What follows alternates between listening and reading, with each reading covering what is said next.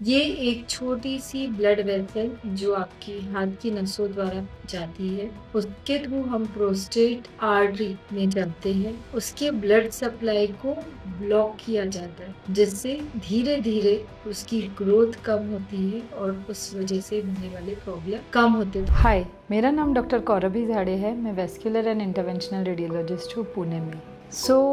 एक common problem आपने हमारे आजू बाजू जो एल्डरली मेल्स है उसमें देखा होगा। उन्हें कभी कभी बार बार यूरिनेशन का प्रॉब्लम होता है, यूरिन कंट्रोल नहीं होती है, या रात को उठ के यूरिन के लिए जाना पड़ता है। इस वजह से वो बहुत बार कहीं जाना आना अवॉइड करते हैं। तो अगर आपके आजू बाजू में कोई ऐसा सफ़र कर रहा है तो ये वीडियो आपके लिए है। बेसिकली ये प्रॉब्लम हो रहा है प्रोस्टेट की ग्रोथ की वजह से, जो बहुत बार 50 इयर्स के बाद देखा जाता है। जो एल्डरली मेल्स होते हैं अबोव 50 इयर्स, उसमें जो प्रोस्टेट ग्लैंड होती है, अगर उसका ग्रोथ होने लग जाए तो ये सारी प्रॉब्लम स्टेप बाय स्टेप आती है। तो इस वीडियो में हम बेसिकली समझेंगे कि प्रोस्टेट का जो एनलार्जमेंट है वो क्या होता है, क्या उसको डाइट द्वारा या हेल्दी लाइफस्टाइल द्वारा कंट्रोल कर सकते हैं, और अगर ये हो भी गया तो उसको ट्रीटमेंट कैसे किया जा सकता है। So now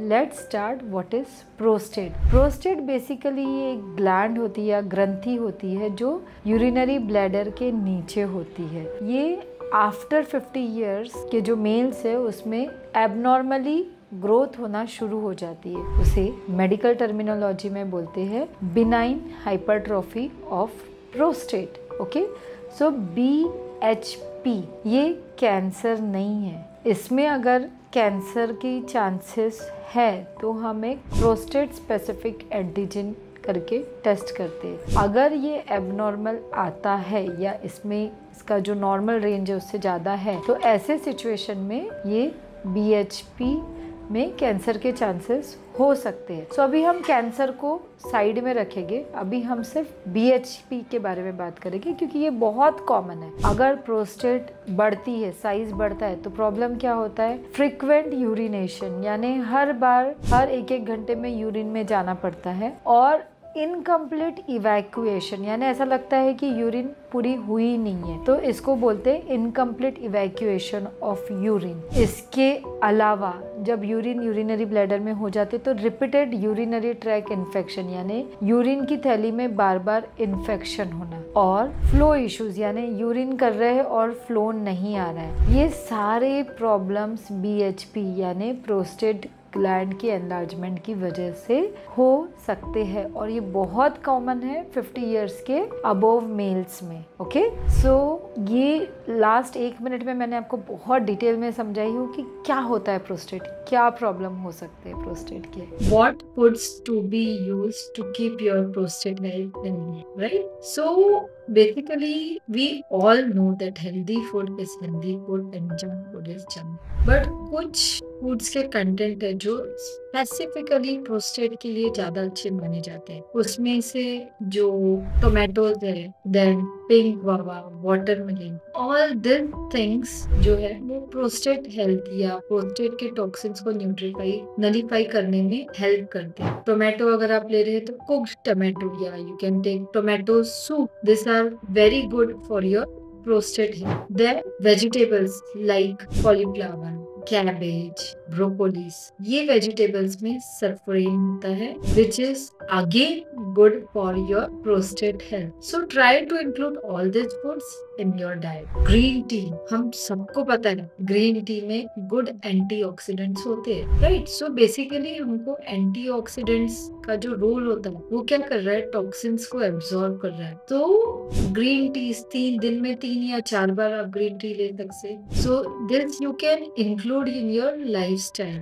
then nuts and walnuts, this are like flax seeds, all these things are rich in omega-3 fatty acid, और ये हम सबको पता है कि omega-3 fatty acid is a good anti-inflammatory. So ये भी चीज आपको कॉन्शियसली आपके डाइट में इंक्लूड करना है। इसके अलावा जो फिश होता है which are rich in antioxidants, अगर आप फिश खाते हैं तो try to include this in your diet. इसके अलावा हाई फाइबर डाइट से आपका डाइजेशन इंप्रूव होता है, इन्फ्लेमेशन कम होता है और ओवरऑल आपकी हेल्थ में इम्प्रूवमेंट होता है। ये तो मैंने आपको बता दिया कि क्या फूड खाना चाहिए, बट ये भी इम्पोर्टेंट है कि क्या फूड नहीं खाना चाहिए, right? We all know that the processed food is not good, right? So red meat, which is highly processed, try to avoid in your food. Sugary drinks, okay? This increases obesity, okay? और इससे आपकी prostate की growth ज्यादा होती है, abnormal growth होती है और इससे काफी प्रॉब्लम हो सकते हैं, okay? Then dairy products which are very high in fat, okay? So you have to avoid all these things. Everything is moderation is good, but excessive is definitely dangerous. और जिन लोगों को प्रोस्टेट का already problem है, इन लोगों ने caffeine और alcohol avoid करना चाहिए, बिकॉज ये सारी चीजें प्रोस्टेट में यूरिनरी ब्लैडर में इन्फ्लेमेशन तैयार करती है और इससे प्रॉब्लम हो सकता है, okay? So we all should think what is good for your health and what is not good, और कॉन्शियसली आपको ये डिसीजन लेना है कि आपको क्या खाना चाहिए और क्या नहीं खाना चाहिए।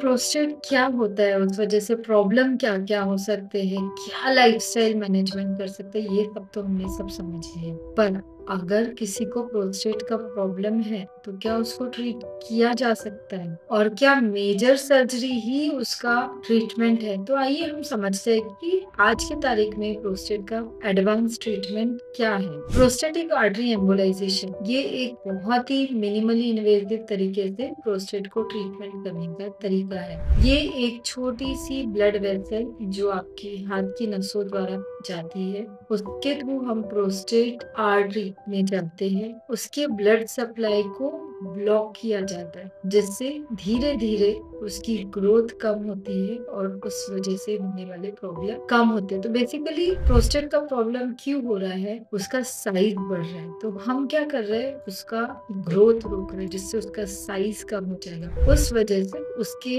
होने वाले प्रॉब्लम कम हो जाएगी, राइट? अगर हम इसको ट्रेडिशनल सर्जरी से कंपेयर करें तो इसमें कहीं कट नहीं है, देयर इज नो कट। ये एक छोटी सी नीडल प्रिक द्वारा होता है और इसमें रिकवरी टाइम काफी फास्ट है, ओके? और उसके अलावा जो सेक्सुअल डिस्फंक्शन हो सकता है ट्रेडिशनल सर्जरी में, वो होने के चांसेस बहुत ही मिनिमल है आफ्टर प्रोस्टेटिक आर्टरी एम्बोलाइजेशन। ये हर तरीके से बहुत ही सेफ और बहुत ही इफेक्टिव ट्रीटमेंट है, और आज की तारीख में जितनी रिसर्च हुई है ऑल ओवर वर्ल्ड, उसमें प्रोस्टेटिक आर्टरी एम्बोलाइजेशन इसको इक्विवेलेंट माना गया है और बहुत ही इफेक्टिव माना गया है। तो इस तरीके से प्रोस्टेटिक आर्टरी एम्बोलाइजेशन एक बहुत ही इफेक्टिव ट्रीटमेंट है प्रोस्टेट के लिए।